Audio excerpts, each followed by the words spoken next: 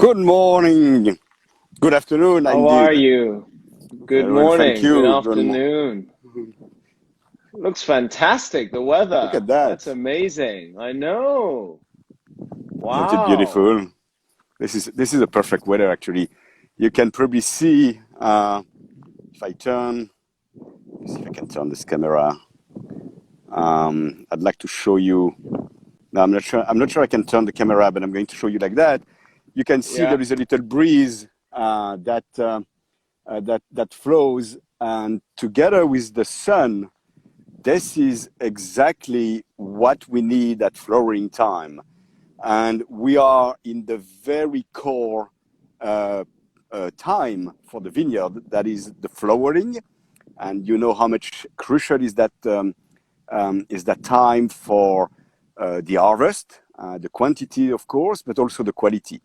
And we enjoy a perfect weather for the flowering, both in Côte de Beaune and Côte de Nuit. So we at least some good news in this strange world today. Beautiful. Anyway, welcome everyone to our live tasting. And today we're doing it in a slightly different format. First of all, I'd like to welcome our guest, Etienne de Montille from Domaine de Montille. He is now at the Beaune. He's now in Beaune. And which vineyard are you? Are we behind? Are you in front of Aigros or which one? Exactly. We start with the white, with Bonegro, that is just behind me, as you could see. Um, and this is a beautiful half an hectare vineyard that is Yeah. located mid-slopes. You can probably see Beaune on the background over there. And although I'm not sure how much, uh, how much you can see from the camera far away, Right. but Beaune is just behind us. And if I turn, you will see the hill on the west side, and this is still Mm, behind me. This is still Bonegro. You have the Bonegro of my dear friend de Lafarge that is just behind me. Not okay. the first one, but the one a couple of one after. So beautifully located on the slopes. As I say, mid slopes, not on the top of it, but mid slopes. And and a little bit later, I will walk down the Bone Sisi, which is a little bit further down the slopes, but you will feel how close it is. And this is the magic of Burgundy, that vineyard could be just one next to each other and still make very different wine. Fantastic. Okay. Before we go more into or deeper into a goal, can you give us a bit of history on the domain? With pleasure, with pleasure. So actually, we are in Beaune, where my family had a kind of intimate relationship with this city, because some of my ancestors were involved in the city of Beaune, and some have been mayor in the 19th century. And the Domaine de Montille was founded around 1730, um, and it encompasses at that time some beautiful vineyards from both Côte de Beaune and Côte de Nuit. And they were a golden age. There was a golden age for Domaine de Montille just around 1860. Um, so just around, the classification of Bordeaux, if we want to give a timeline, Hmm. where Domaine de Montille was about 30 hectares of prestigious vineyards, both in Côte de Beaune and in Côte de Nuit. We had some Musigny, we had some Amoureuse, we had some Bonnemar, and of course we had holdings in Beaune and in Pomard, in Volnay.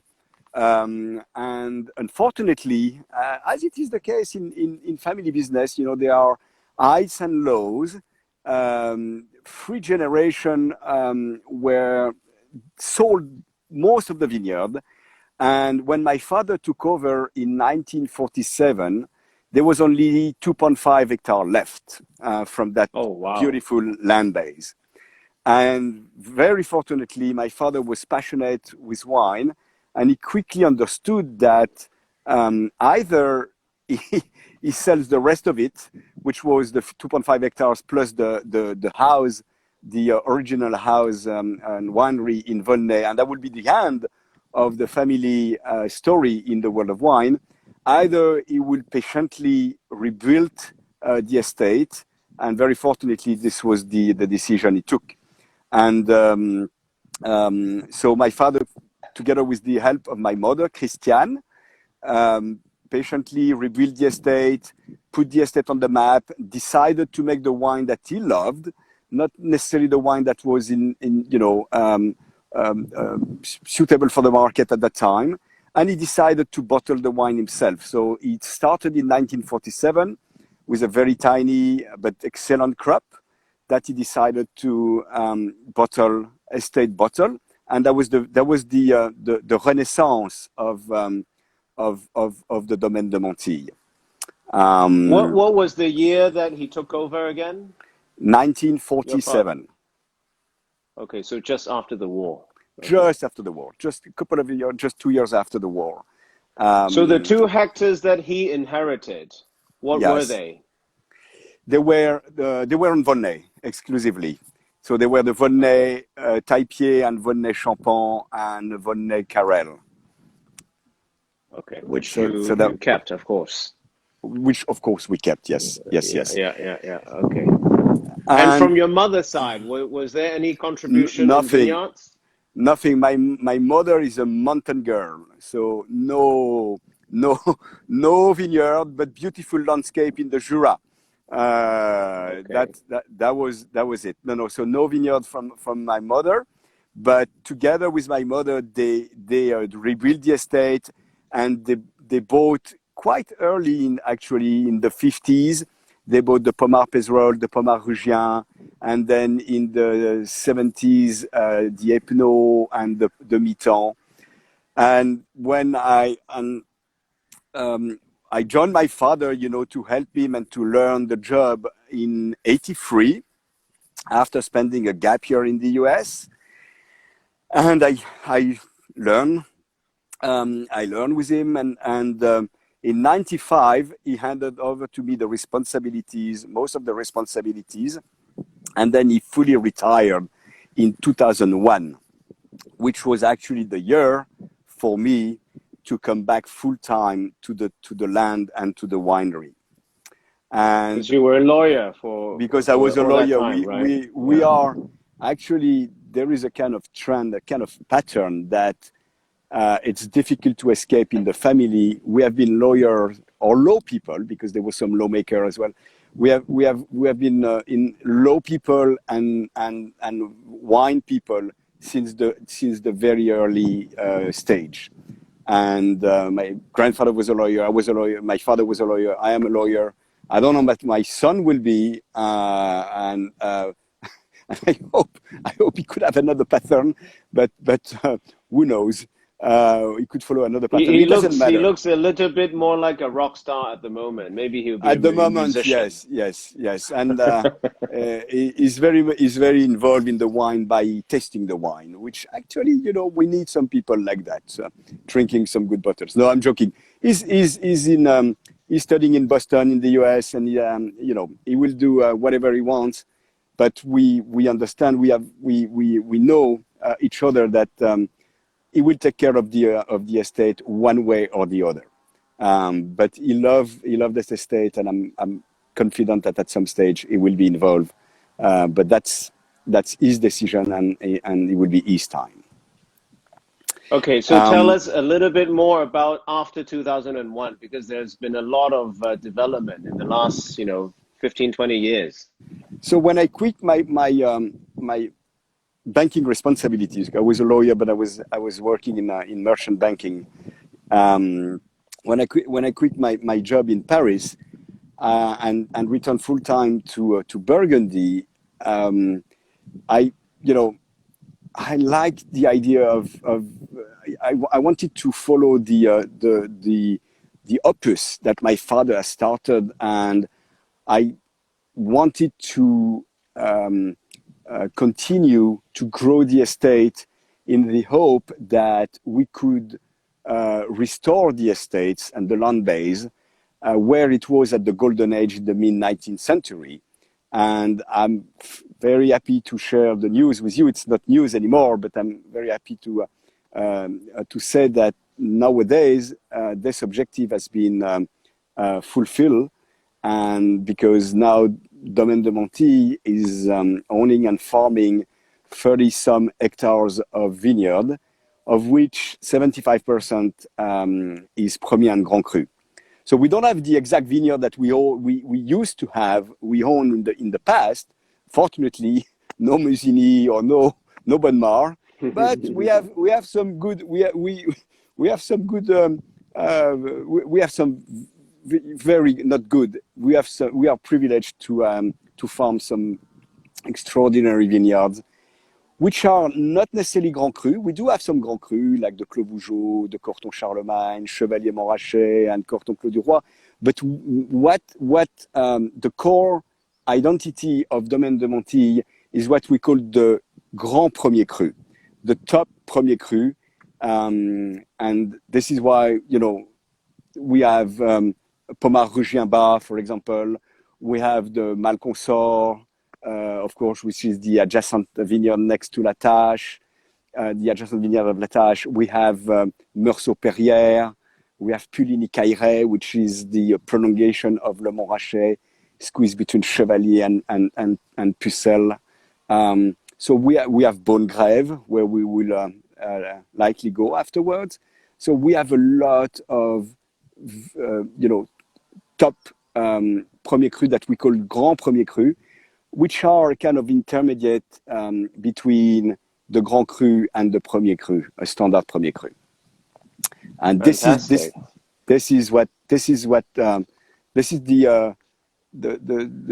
specific. This is the identity, the core identity of Domaine de Montille. Okay, so well, now that we are, now that you are in the middle of the vineyard, so tell us a little bit about this white vineyard that you own, Beaune Premier Cru Les Aigrons. So, as you know, Beaune is a fairly large wine area, and they have been fairly generous. The people of Beaune have been very generous when the classification was decided, because you have a lot of Premier Cru. We can ask the question, if all what has been classified in Premier Cru deserve the Premier Cru status. That's a good question, and I'm sure that every one of us and every winemaker also have its own opinion on the subject.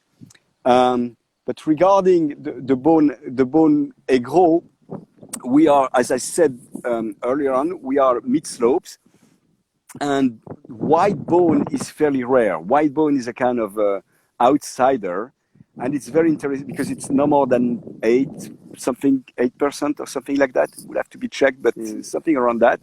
The rest and the vast majority being red. But on some areas, like here where we are, where the soil is more stony, or on the other side, on the northern side of the vineyard, with the Clos des Mouches, which actually we are in the middle. Right now we are in the middle. So you have a little bit of white Beaune on the southern part over there. That is, for example, the Clos des Mouches. And you have a little bit also of white wine on the northern side. But those are white spots in a red ocean. And what I like, and we will, when we will taste the wine, you'll probably see that there is a kind of immediate generosity in the white Beaune. And there is, I remember tasting some back vintages of Clos des Mouches with my friends, the Drouin family. And you have a succulence, you have a kind of honey character. It's not as mineral as the wine from Puligny, for example. It's not as nutty as the Meursault.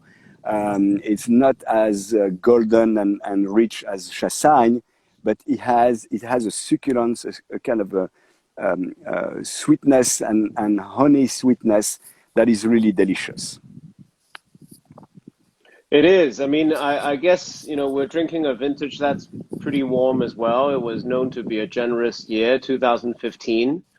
What was it like in 2015 for this particular vineyard? We that was the crop was very small, so there is likely, I didn't taste it recently, but there is likely a density and a kind of oily character, you know, almost sweet, that comes from that can come from the vintage. But fortunately, as those white terroir in Beaune are located on more stony soil, you retain a certain level of minerality and backbones that balance out that generous vintage. Um, one of the great thing also with the white bones, that they usually are accessible very early, and you're drinking a 15, and I'm sure that you know it very likely expresses 90% of its potential. While if you drink, you know, a Premier Cru from Meursault or Puligny, you likely have to wait probably a bit more to get the full expression of the wine. How long can a white bone last in general, you think? I mean, of this quality. Again, I have tasted some very old Clos des Mouches at the Douin, and you know, 20, 25-year-old, and they age like great, like very good Premier Cru of their more fame villages like Meursault and Puligny and Chassagne. I I think it's more at this stage when we talk about the ageability. It's more a question. It's more a kind of winemaking decision than something else. You know, if you harvest too ripe, or if there is not enough acidity, whether you are in Beaune or whether you are in Puligny, the wine will probably be a little bit flabby if when getting old. If you harvest early on, and Domaine de Montille is known to harvest, you know, more in the early days nowadays, that with the climate change than later. And we like the acidity, we like the freshness, we like the crispiness in our white wine. And I'm confident that the Beaune Gros can age 10, 15 years. I have no more. I don't have any more. I don't have experience more than 15 years, because we got this vineyard in 05. But I've tasted I know 7 Aigros a month ago, and it was truly beautiful. What about the Perfect. age of the vines? How old are the vines in this vineyard? The vines are about 40, 45-year-old. I actually, I'm going to show you. You're going to see those vines that are fairly impressive. So yes, 40 something. They are in very good condition.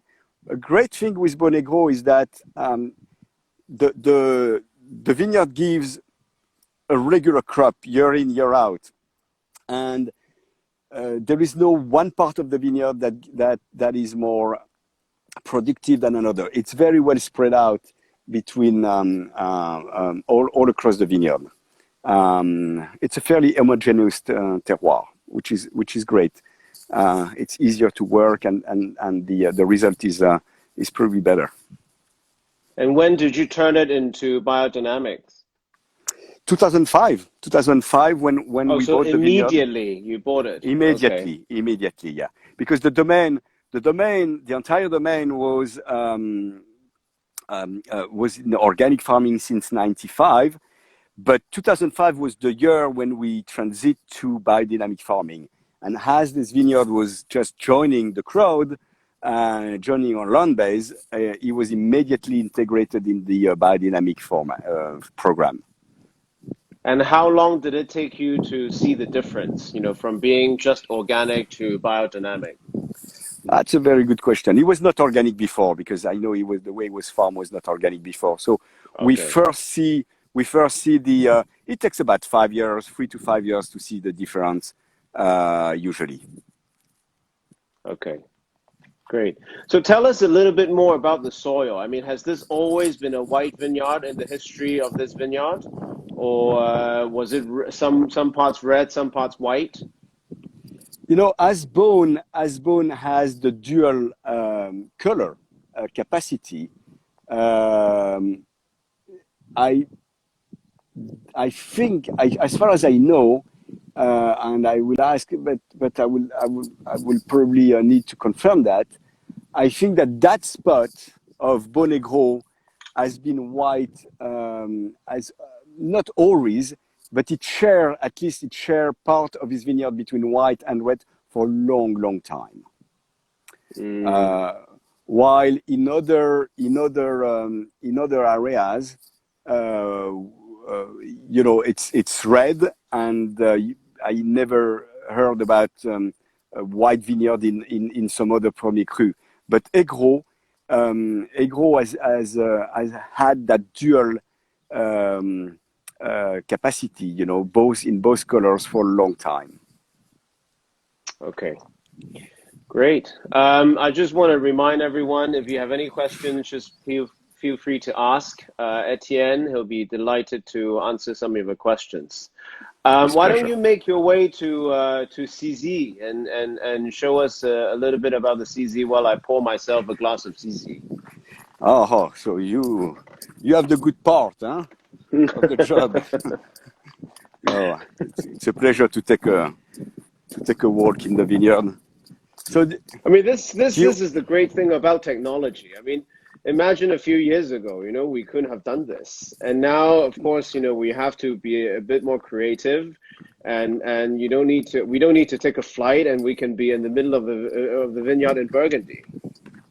so I will also grab my basket in my car because I hope that I can share a glass with you. So Yeah, I yeah, yeah, brought a bottle, please.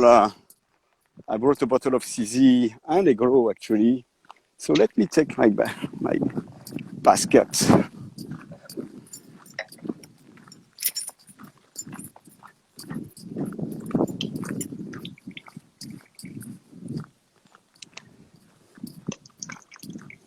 How big is You, Aigro again, Etienne? so Your the Aigro? half an hectare, 45 hours exactly. So it's about half 45. an hectare.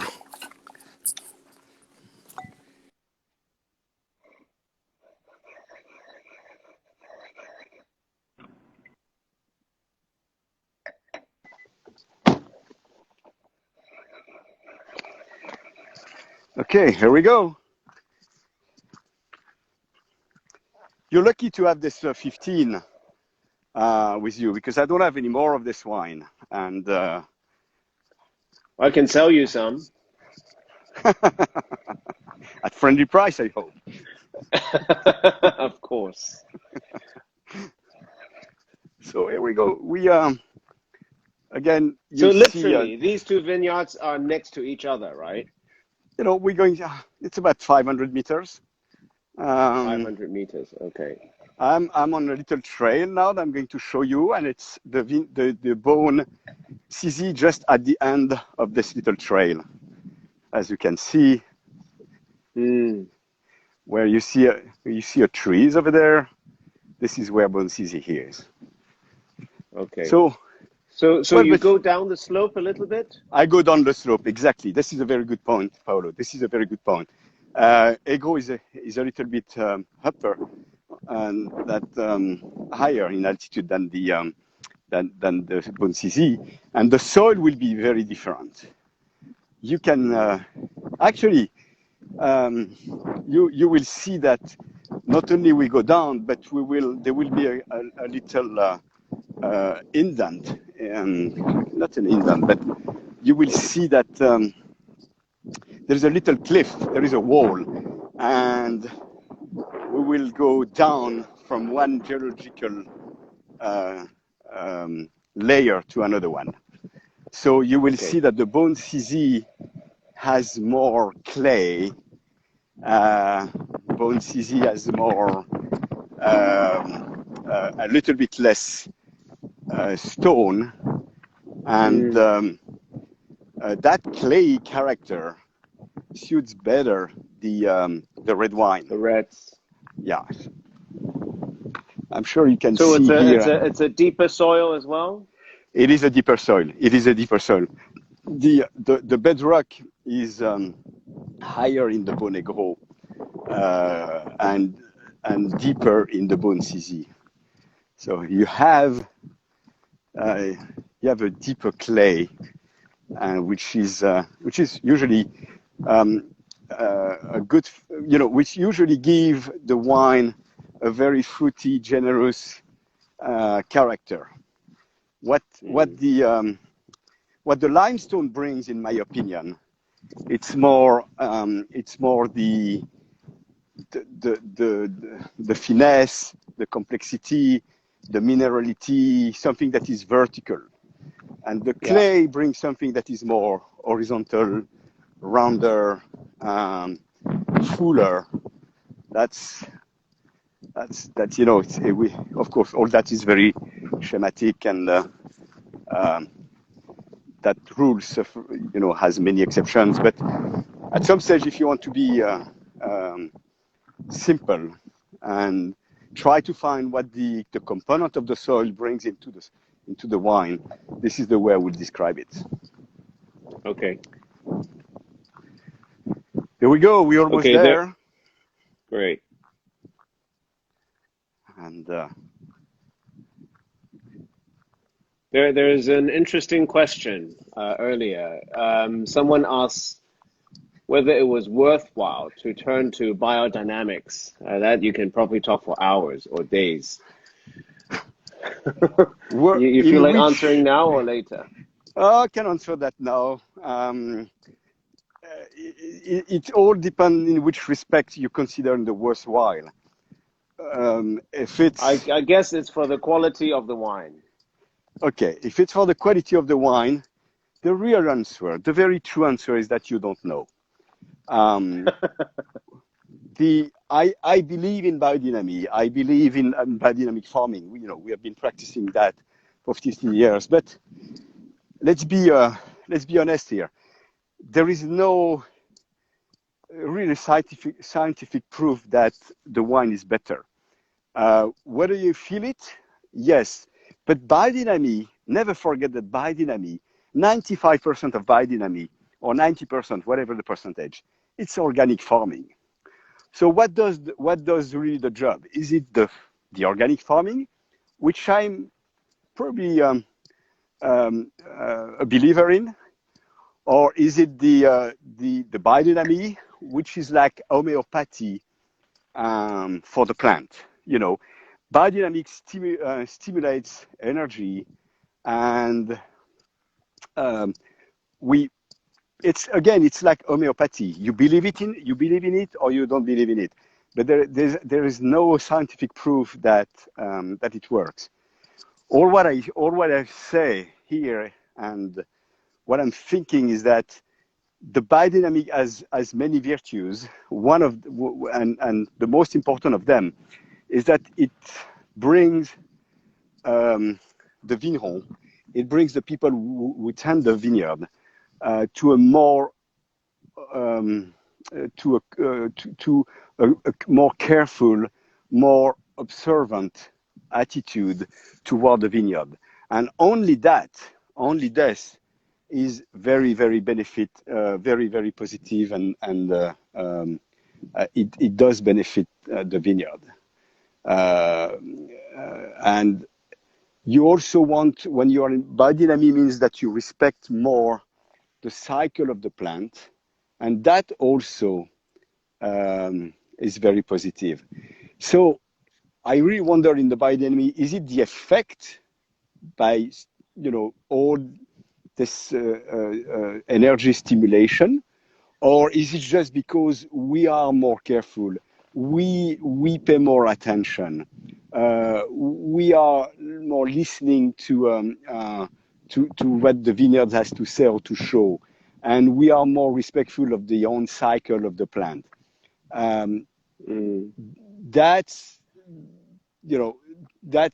that's for me, as biodynamics is not a religion, but it's an agricultural technique. Those are the benefit of the biodynamic. Okay, great. So And yes, you said yes, it normally takes about 5 years to really see the effect. yes. But again, is it the biodynamic or is it the organic? Right. Yeah. Okay. As organic is the base and the core base of biodynamic. All right. Do you feel like having a glass of wine with us? You have the With wine pleasure, ready? I You can just after this long walk? start to get thirsty because it's very warm. Is it hot? Is it warm? It's about 25 degrees Celsius, so it's very good. Wow. So it is warm. Let me just 1 second. Can you still see me? Yep. Yeah, Very well. my little.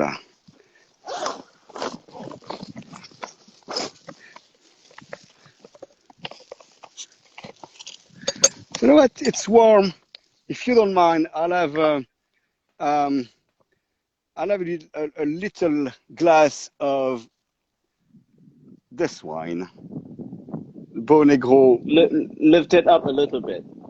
Yeah. Yes, 2011. Oh, nice. yes. Okay. I kept a few half of that Beau Negro 11, and Okay. let's taste it together. Okay. All right.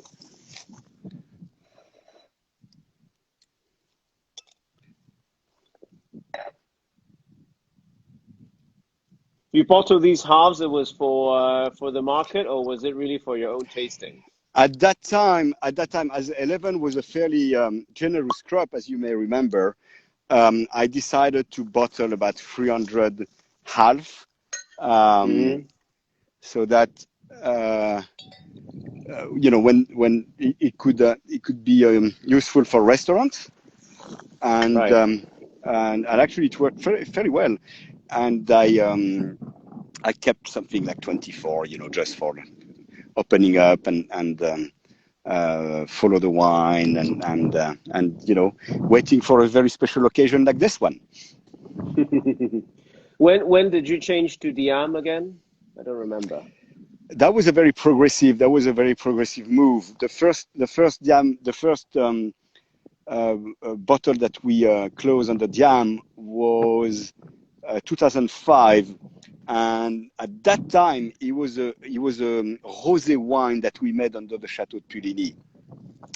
Okay. So obviously that was the perfect use for that, and then thanks to that, actually, we gain confidence that this closure is fairly reliable, and we start to close and to use Diam on the white village of Chateau de Puligny in 07, and then the Beaune Sisi and the Beau Negro at Domaine de Montille in 09.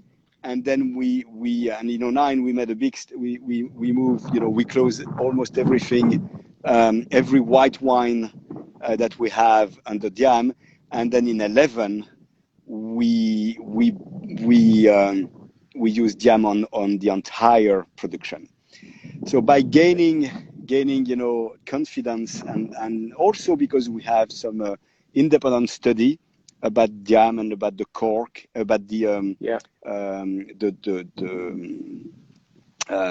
impact, about any potential issue with some contamination or having some component of the Diam transiting to the wine, and we get all reassurance from independent lab that is not an issue and that doesn't happen. So we made the move of bottling everything under Diam in 2011. Okay, great. Well, for those of you who are tasting or have been drinking, Montille for the last few years, you know that Etienne has changed to Diam cork. For those who are using Coravin, I don't think you can tell, because it's difficult to see the cork when you use the Coravin. Someone was asking whether winemakers use Coravin. Do you use Coravin? We don't use Coravin because we don't really have the use of Coravin. You because finish the wine. we finish the wine, or we always have a friends around to finish the wine, Okay, brilliant. or clients or whoever, So no, we Yeah. don't use caravan, but and because we also don't have a cellar door tasting room. So, but it could. Well, why not? Why not? Could be Yeah. a good idea. Okay. All right. So, Ready to so show just us the. Oh, actually, please say a few words about Aigle because people want to so know about Aigle. 11, so 11 vintage, as you may remember, was a very good vintage for white wine, with a very good acidity. Here we have some fennel and anise, very a little quite floral, but the fennel character is a little bit dominant. Mm. So um, Actually, not on the 15 yet. I find the 15 to be a bit more expressive, less of that herbal or spice character. This is still predominantly fruit, yellow fruit. exactly, here we're transiting to a kind of tertiary aromas for the white wine, with, as you said, the herbal, the spices, um, and there is also a little bit of lychee. Quite rare to have that, and we have that beautiful white flower character. Ooh, perfect for the aperitif. Great. Well, Okay, when so do you think is the right age to drink a Gros? I mean, you mentioned that 90% can be seen quite early, but would you wait until, say, 10 years when you touch a bottle when you want to see a more mature version? no, I think seven. Again, we're drinking Diego. We're nine. Yes, 5 to 7 years. 5 to 7 years would be, in my opinion, a very good drinking window, just to remain on the freshness and kind of something that is very very lively, very and very un, not difficult. Mm, Easy to access, easy to understand, and unpretentious. I was looking at the term unpretentious, and but in the same times having a little bit of age on it for some complexity to develop. So 5 to 7 years. It would be, let's say, 3 to 7 is the great is the large window, and yeah. 5 to 7, 3 to 5 if you want it to be more on the yacht and the fruit, and 5 to 7 if you like to have more complex and aromas. Okay, So time flies. It's already 7:37. So let's talk about the second vineyard, CZ. here, here we are. You see the CZ behind me. So let me just go back 1 second so you can see both Negro and CZ. Here is the little. When I say that you go down, not only you go down the slopes, but as well there is a little cliff here, and then you go down to another layer. I'm sure that you see the road where I was coming Yeah. from, that little cliff, and here is the Bone CZ, closer to the town, as you can see, so a little bit lower in um, the slopes, while And a bit more flat as well. a little bit more flat. You're absolutely right. While this is the slope, and the Bone CZ was just next to the tree that you can see here on the background. The Bone CZ, the Bone Mm, Negro. I'm sorry, the Bone Negro was just there. Um, okay. so more clay, a little bit flatter, uh, richer soil. Um, where am I? Turn it around. Here we Yeah, go. we see it. Yeah. Oh, I can do that. Sorry, I'm learning. This is the first Instagram session, Instagram live session. So I'm sorry, I'm a beginner, No, it's fine. but I discover how fun this tool can be. Um, and I have another one on Saturday, so Oh, okay, good. I will be more proficient. You'll be Uh, a veteran by then. I'll be a veteran, exactly. Yeah, yeah. So here is the Okay, bonito. someone asked about average age of the vine. So it was So 40 at Egros, and here is about what for you? so here we have two sections. We have one section that is right here, that is just that you can see, that is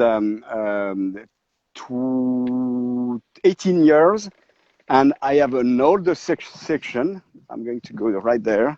That is one of the oldest vine that we have at Domaine, and it's about 70 years old, right there. And when did you acquire CZ? 2003. We acquired in 2003, and the first vintage was 2003. There we go. And how big? So we have 1.6 hectare. This is one of the largest vineyard of the Domaine. You can see those old, very old vineyard, very old vine. Yeah. And so we have 2/3 of the old vine and 1/3 of the young vine. Okay. I want to show you something as well, because I was talking about the flower. This is a grape. This is a grape that has not. Let me find it.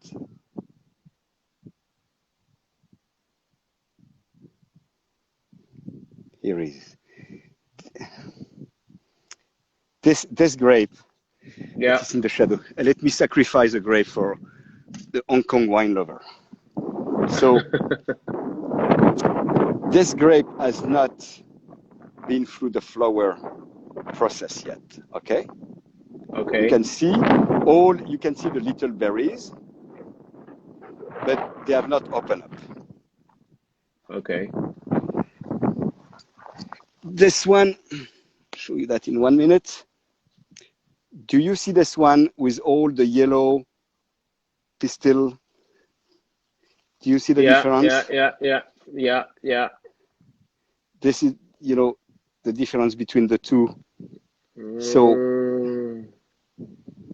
the one on the back has, you can see those yellow pistil flower. This is the vine flower, and this has been now fecundated, and those are become those little things are going to become berries. Every little berries is going to grow. This is already a grape that is fecundated.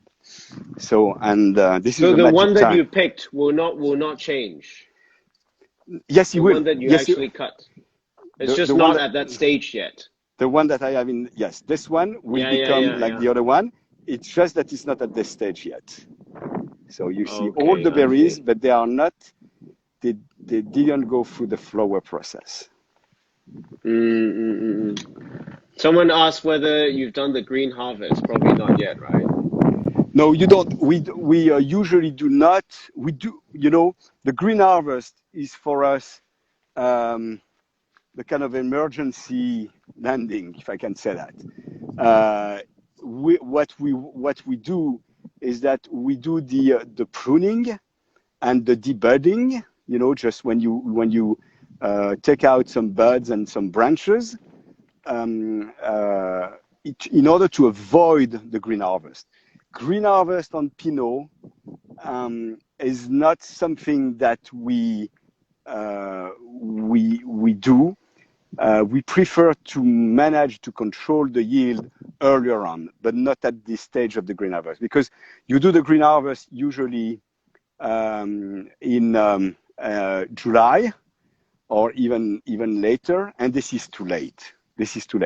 You don't have the impact on the quality. While if you control the number of grapes, or the number of cane, the number of grapes right at the very beginning of the season, then you have the full impact for quality. But sometimes, something gets out of control and things like that, or we miss something, and we can always make some mistakes. And in this case, then we do the green harvest, but this is very rare. We try to do everything earlier in order not to do the green harvest. It's quite different from Bordeaux. It's a different grape that follows different farming principles. Okay. Someone asks how much whole cluster you use. I suppose he's talking about this wine. So on Bon Sisi, usually we use between 0 and 1/3 of whole cluster. It's a wine that we want to be very open, very generous, very giving, and we don't want to have this wine, to make this wine or to render this wine too serious. We don't want we don't want to give any kind of harshness, or let's say to push back the drinking window. We have enough very serious wine at Domaine de Montille to have a couple of wines, including the Bonegro, that is more fun and accessible earlier, and where you can just pleasure, what I call the pleasure wine. Bonegro is a pleasure wine. Bon Sisi, I'm sorry. Bon Sisi. But when you do the whole clusters, do you normally do it on the young vines or the older vines? I suppose you do it on the older vines. We do on the older vines, of course. The young vines are always, and probably will be this way for another couple of years, and maybe until to 25 years old. They are distem. Okay. Great. Any other questions, guys? Feel free to ask. I'm sure Etienne will be delighted to hear from you. What else? What else about Bon Sisi? I mean, it's a big vineyard. What was it like in 2018 when the yield was so generous? 17 was more for us. 17. For Domaine de Montille, 17 was more generous, but 18 was very generous. One great thing with that deep clay soil is that it's a fairly regular vineyard. We always between 37 to 42, 43 hectoliters an hectare. So nothing, thanks to the old vineyard, nothing really crazy, because even 42 hectoliters of vineyard, it's fairly abundant for us, but it's it's still very reasonable. And so what we do now, and that might be of interest for the wine lover, is that we do a lot of magnums of Bon Sisi. We find that even people want to, just want to enjoy a more simple wine than a Volnay Premier Cru or a Vosne Romanée Premier Cru. They could have a lot of satisfaction and a lot of pleasure opening up a big bottle of Bon Sisi, and this is what we do more. And in 18 we have quite a lot of it. Okay. Beautiful vintage, by the way, right. And 17 as well. 17, 17 and 18. 17, you'll find the Bon Sisi 17, and which is which is in the trend of the 17 vintage. Very fruity, crunchy fruit, red fruit with a very soft texture, a kind of baby fat that I have not seen since 2010, and that makes those wines very accessible and very pleasurable, even right now. While 18 will be more serious. 18 is more serious, more darker fruit, a little bit balsamic, and some balsamic hint in it, and the texture is denser. And probably will need a little bit of time before you can really enjoy it. Okay. Just in terms of time management, we only have 12 minutes left. Do you have time to go to Grève or not really? Doesn't really matter. It's up to you. No, because It's a I have long. to. It's It's yeah, but you need to because walk back, right? exactly, I need to walk back to the Okay. car, Okay. and Don't worry. Don't worry. uh, Let's talk about. We only have 12 minutes, so let's talk about Grève. Would you like to pour yourself a glass of red? I don't know what you have with you. I have a CZ13. Oh, okay. Let's do CZ Let's do before we move CZ. to Grève. Of course, I would love to talk about Grève because Grève is, if there should be a Grand Cru in Beaune. I'm not sure there will be one day, but if there should be one, it will be Bonne-Grève without any doubt. Bonne-Grève and has been known for long to be the best vineyard in Beaune. And probably thanks also to the work carried on by the Maison Bouchard on La Vigne de l'Enfant Jésus, which is, the flagship, one of the flagship wine of Bouchard. But the Bonne-Grève is fairly large. I mean, we're talking about 35 hectares or something like 31 to 35. And of course, when you have such a large vineyard, you have some differences in the quality, you have differences of style in the different part of the vineyard. But the heart of it, La Vigne de l'Enfant Jésus, is located at mid-slope, but probably on the lower part of the mid-slope. And Domaine de Montille is very happy and very privileged to have the vineyard that is next to La Vigne de l'Enfant Jésus on the southern side. So our vineyard is located really on the on the very on one of the best part of Bonne-Grève. So Bonne-Grève, because you have probably a lot of gravels behind the beneath on the topsoil. It drains very well. And it is, the quality of the terroir in Bonne-Grève cannot be compared neither with Aigreau or with CZ. It is really above all the other terroir. It has this drainage capacity. It has a beautiful mix of clay and limestone, it provides a wine that have a great sense of complexity, a sense of completeness. And Bonne-Grève is known to age beautifully. I don't know whether you had a chance, Paolo, to attend one of those tasting at Bouchard because Yes. they have La Vigne de l'Enfant Jésus and they kept a lot. 1865 or exactly. Something like that. And I've been privileged to taste some of those wine, and I was just stunned by the aging capacity of it.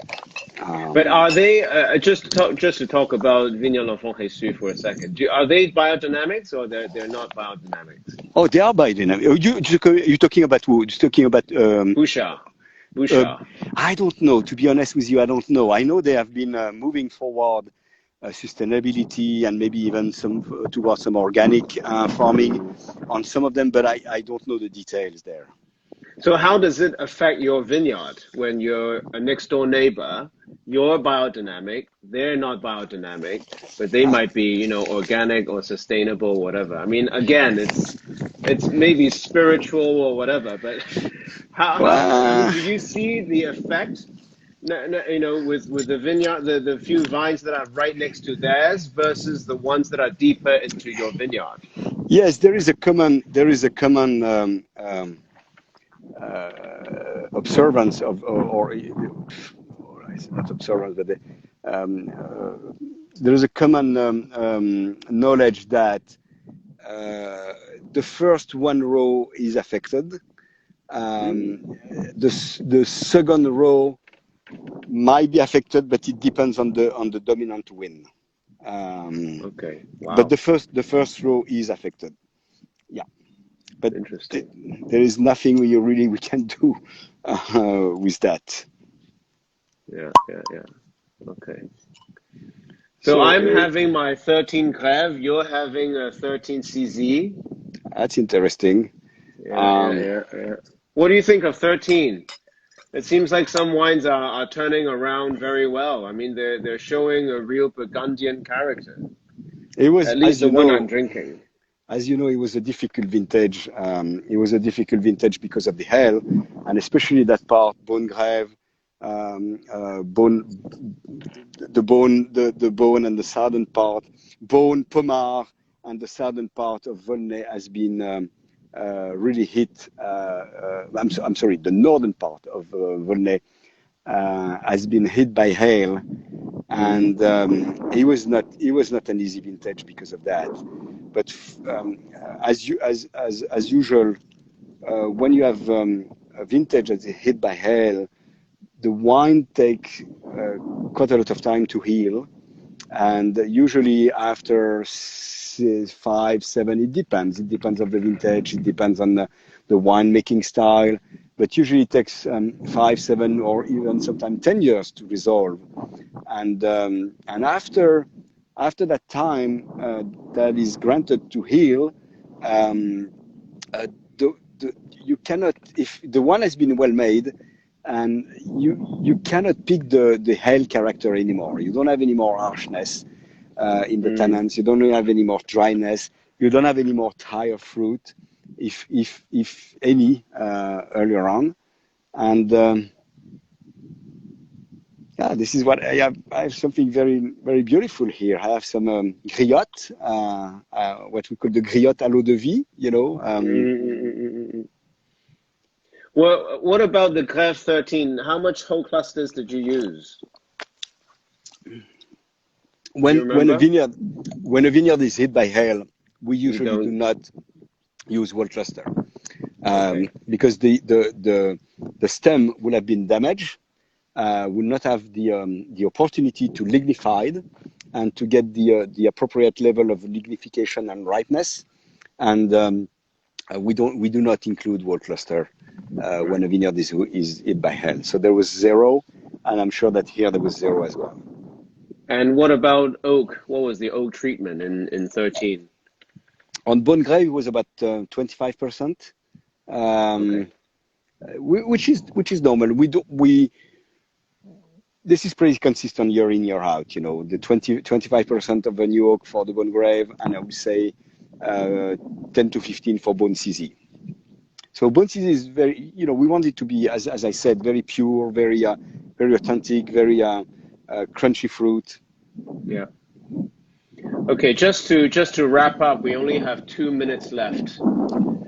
Tell us a little bit about the growing season. A few weeks ago, when I talked to a few other vignerons, they were saying, you guys were so quite 2 3 weeks in advance. What about now? We still very well, especially with this weather for the flowering season. We still 3 weeks in advance.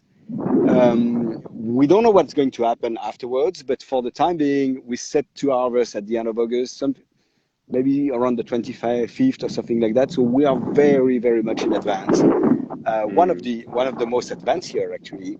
And we'll see. Everything can happen in between, but truly, if we don't have any climate incident, like hail or big storm, or a very bad weather pattern like cold and rainy, we are set yeah, for a beautiful vintage. And again, we need it for the just to keep up, smiling and cheering and being yeah. in good spirit for making good wine. I know it's a tough time for everyone, and actually, I want to raise my glass to all those medics and all the doctors that are taking care of us, and raise my glass as well to all the wine lover who support us. And I hope that they enjoy drinking the wine in those tough times.